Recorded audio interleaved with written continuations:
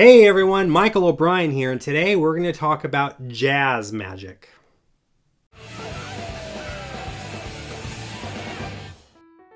Hello my friends, and welcome back to another episode of Advice for Magicians, where my goal is to help make you the best possible entertainers that you can be. Now in today's video, I wanted to talk about jazz magic.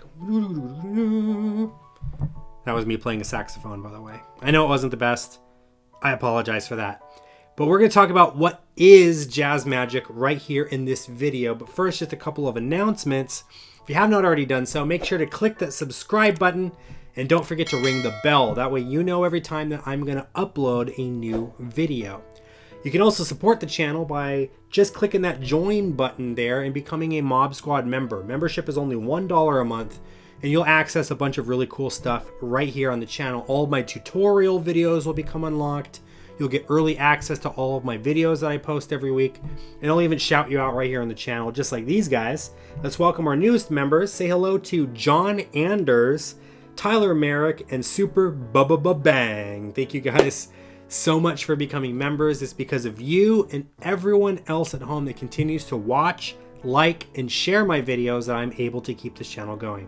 So from the bottom of my heart, thank you guys so much for all of the love and support. All right, so what is jazz magic? It's basically the same thing as like jazz music, right?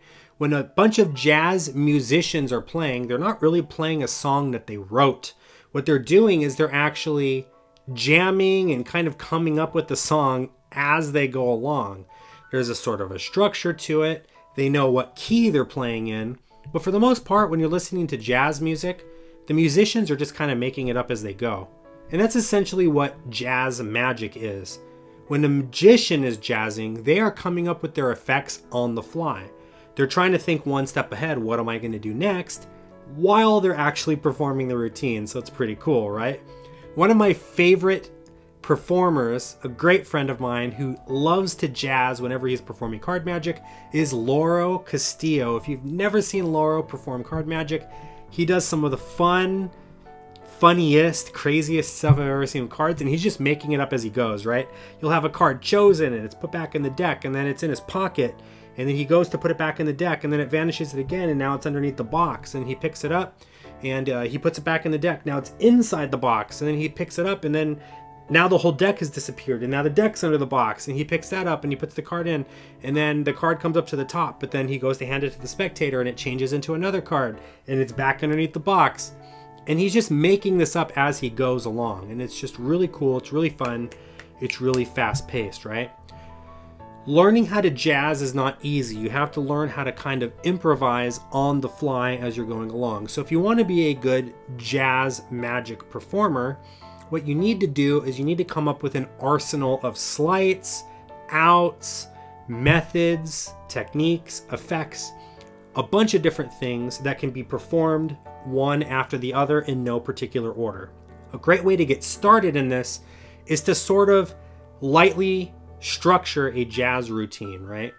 Now, when I say lightly structure, what I'm saying is coming up with the moves that you know that you're going to want to perform and structuring them in such a way that they're modular. You can move them around.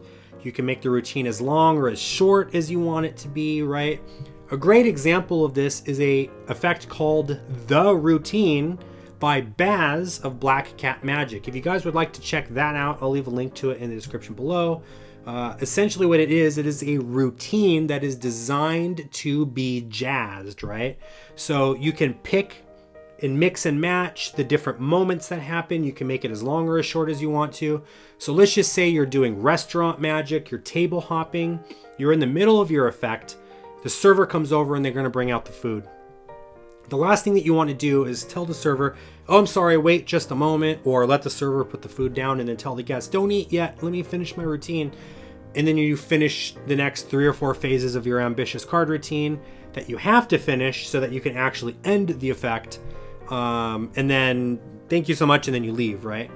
Rather than doing that, if you're jazzing, right, if you have a routine that is loosely structured in such a way that it doesn't really have an ending, you can end at any time, right? So you have them choose a card, the card goes back into the deck, you snap your fingers, you spread through the cards, And now there's a red card in the deck, and the deck's all blue. There's a red card, you turn that over, and you show that it is indeed their card.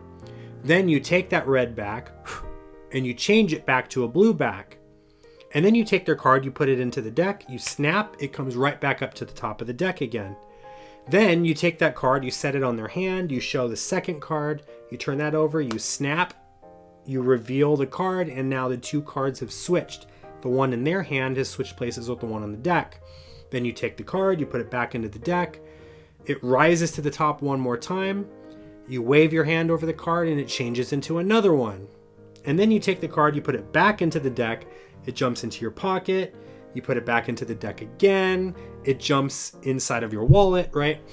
Essentially, the effect builds and builds and builds, but notice each phase before the last doesn't necessarily have anything to do with the phase that comes before it. You're kind of just making it up as you go. That way, if the server comes out to bring the food, it doesn't matter where you are in the routine.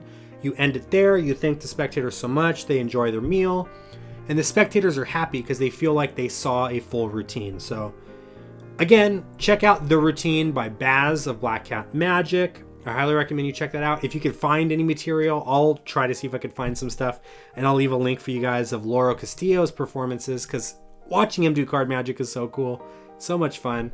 Check those videos out, and like I said, learning how to jazz takes a little bit of practice, a little bit of mental gymnastics at first, but once you've figured it out, once you've laid the groundwork, jazzing can be a lot of fun.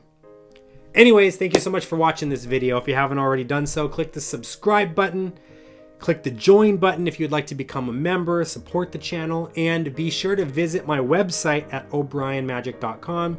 You guys can check out the latest and greatest magic books, downloads, and accessories by yours truly. Thank you again so much for watching this video. Until next time, everyone, I'll see you with more advice from magicians. Take care.